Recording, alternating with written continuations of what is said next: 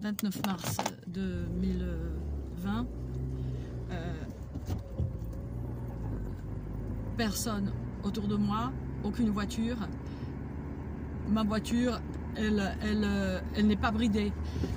Lorsque je suis dans la circulation, les autres voitures arrivent à distance brider ma voiture par un dispositif qui a été mis dans le moteur lors du changement de la courroie de transmission. J'ai une confiance totale en mon garagiste qui n'est pas impliqué dans cette crapulerie. Tout à l'heure, je me suis retrouvée à 100 à l'heure, alors que je roule toujours de la même manière. C'est-à-dire, voilà, la voiture s'est envolée littéralement. J'ai rencontré une seule personne, je suis tombée dans son jeu, dans son piège. 376 ADG 06, une voiture bleue, une petite Twingo avec une crapule au volant, qui a compte au dernier rond-point, il me semble, avant d'arriver à Contes. Au lieu de rouler derrière moi et de faire le tour du rond-point, eh ben, il est parti à gauche tout droit. Voilà, l'impunité la plus totale. Donc c'était une provocation, je suis tombée dedans, c'est vrai.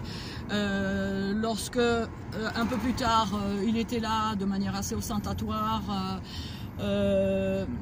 et que je me suis arrêtée pour le questionner s'il avait droit, lui, de rouler comme il roulait, eh bien, certainement, il en a profité, il avait les mains...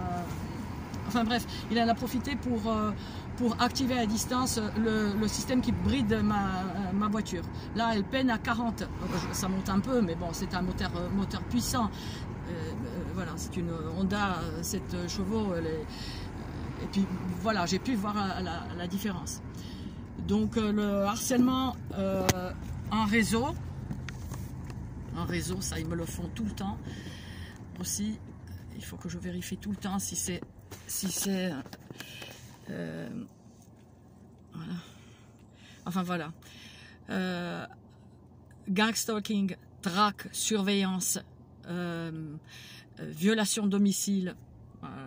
Voilà, la voiture, elle fait ça fait un petit bruit dès qu'ils mettent en marche ce dispositif. Ça fait un petit bruit que j'ai filmé, que j'ai enregistré plusieurs fois.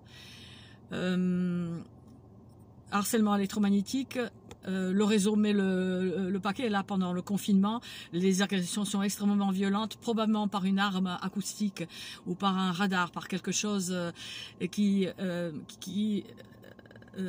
avait été utilisé avant le confinement aussi, mais qu'ils utilisent davantage, peut-être parce que il y a moins le risque d'interférence avec d'autres appareils. Voilà. Là, je me suis arrêtée à cet endroit, et c'est pas pour la première fois. Je ne sais pas de quel côté ça filme, de ce côté-là ou de ce côté-ci, que je suis agressée ici. Je n'avais pas réalisé. Il y a une maison au volet bleu, une maison blanche, au volet bleu. Les crapules peuvent être dissimulées partout. Et les dispositifs d'attaque et de torture à distance à base de rayonnement électromagnétique, lumineux, thermique, acoustique, en circulation libre, sont utilisés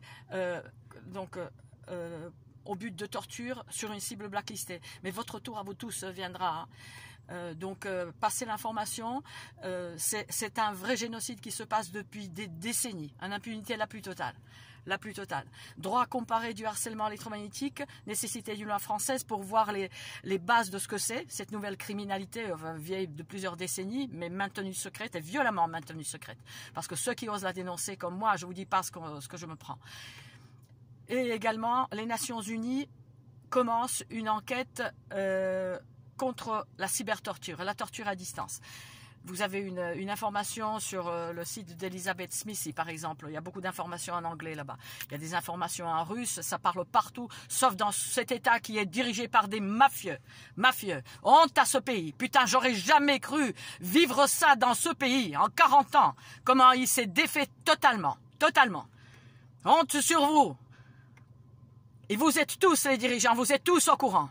Tous au courant, par des Serge Labrèze, par des Jocelyne Abadi, par des personnes qui vous ont informé, si tant est que le renseignement ne vous a pas informé. Le ROEM, le renseignement électromagnétique, le renseignement d'origine électromagnétique, qui savent très bien qui est derrière nos tortures. On torture sur le territoire français depuis des décennies.